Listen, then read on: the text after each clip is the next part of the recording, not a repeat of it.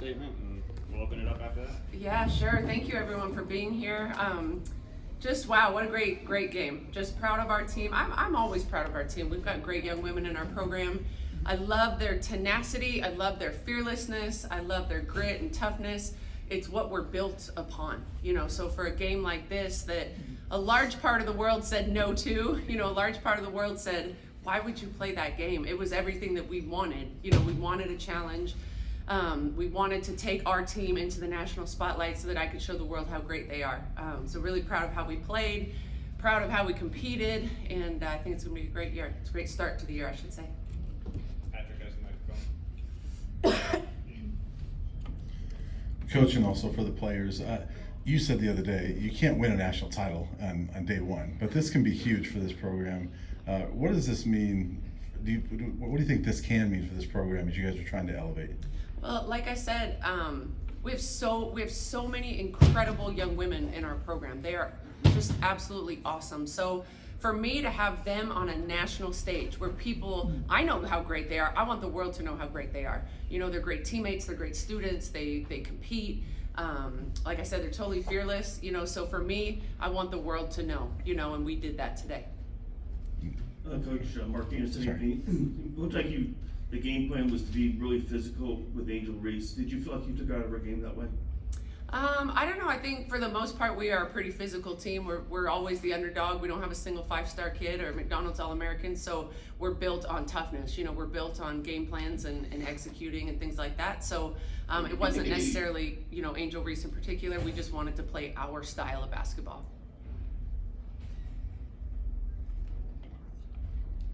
Frida, when you get going like that, how big does the basket look? I guess very big. I think when I'm in that mood, it's hitting my hands, I'm just shooting it. And I think with this team too, it's just like we know who's getting hot, so I just know that the ball's gonna find me and my shot's gonna be there. And then just to follow up for that, Jalen, we talked about media day, you like being that distributor, but you know, today you made a lot of plays going to the basket. Do you see matchups like that where you just know you have to take it to the hole, or what do you see? No, honestly, it was just I don't feel like I came out being aggressive and I didn't come out being myself. Just kind of thinking things through and trying to settle into the first game. So I just kind of settled, and once I did, I just did what I do, which is drive to the basket. So I think it was just me settling into the game. Corey Diaz with the USA Today Network for JR and Frida. I'm wondering if you might could speak on Erin Nett's performance and whether or not her efficiency and performance inside kind of opened things up with your outside game. Yeah, that's one thing that we love about our ball club is we do have tremendous balance. You know, we can play inside, we also can play outside. I think we have some individuals that are really tough to guard one-on-one. And so when you can space shooters around a player like Erin Nett, it's tough. Because she is extremely dominant, and it was really great to see her play the way she did today. She could do that every night. I mean, we believe that strongly that she is that good. So really neat to see her do that on a stage like this. Sorry. Yeah, I don't have much to add. I mean, before the game, I just told Eddie to be in attack mode all the time. Every time she got the ball, you could see she was looking to get her own, and that's what we need from her, because she really is unstoppable. Like, we play against her in practice every day. It's really hard to guard. Hey Coach, Nicholas Anderson here with UNLV TV. Great win for you guys today. The fans really showed out today here in Las Vegas.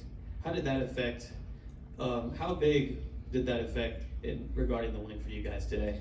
Yeah, I thought the crowd support was incredible. You know, behind our bench, we had a lot of CU supporters. We had fans and donors and family members and staff. You know, a lot of people came down to support us during this game. And then the others that you're speaking of, you know, the Las Vegas community, I think, showed out. You know, I think they like Pac-12 basketball. Our tournament's been here, and I think this community really supports women's basketball. Matthew Walter with the Next. First off, Coach, did you get a bath? Yeah. Yep. And then for you and Jalen, it seemed like every time LSU scored a basket or it looked like they were trying to get back in this game, you guys were unfazed, right? And you guys have been in big moments like this, but what does it say about this program, that the growth that you've had, that to be in this moment, every time a national reigning champion came back at you, you guys didn't fall to the floor, that you just kept getting back up?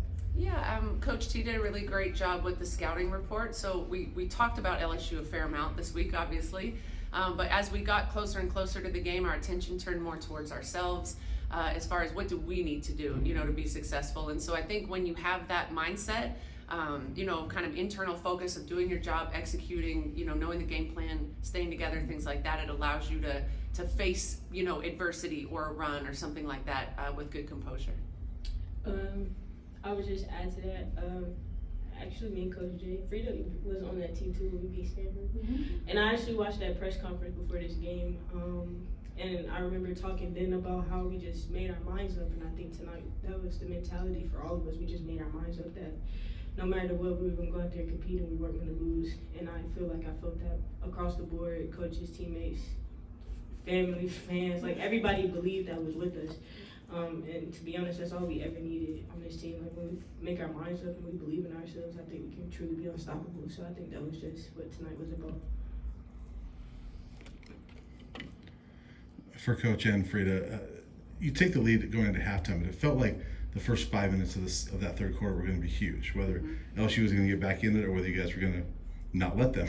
Yeah. How big were those first 5 minutes? Yeah, I think we just kind of again recentered ourselves at halftime on what do we need to do to continue to be successful. Don't get outside of ourselves. Don't just play great basketball one possession at a time. And I think that allowed us to continue playing the way we were. But yeah, it was really important. Yeah, I think as a team we were really good at just taking 1 minute at a time. Like it felt like such a long game because we really just were so locked in by possession by possession. And that's how we came out in the half too.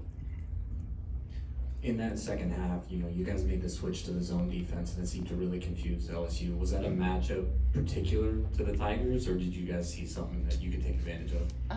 Well, Coach T is our defensive coordinator, and he's awesome. We're good defensively every year, and he does a great job with that.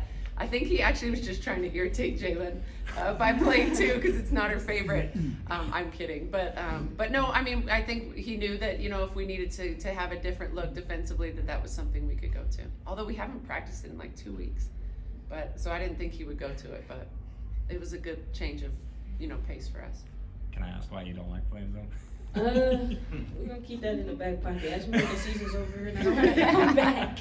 But no. It actually is really a good defense and it's aggressive and we get a lot of steals out of it and it's just not your normal 2-3. So yeah, it works out, but it's not my favorite. Thank you. Anything else for coach and the players? Brian, last one. Coach, the other day, Kim Mulkey said Colorado's playing LSU at the right time because they're so poised, they're so veteran. We've got a lot of new parts, and at the time it kind of sounds like, well, that's kind of coach speak leading in, but that's kind of how it played out. I mean, you've talked about the veteran presence on this team. How big of a deal was that tonight? Yeah, I think our veteran, these guys in particular, Aaron Quay, to me, just we do have a lot of veterans, and that's partly why we wanted this game and why we've scheduled such a challenging preseason schedule. We have a lot of tough games on our schedule. And so I think our veterans carried us. They'll continue to carry us, and it's just a great start for the season.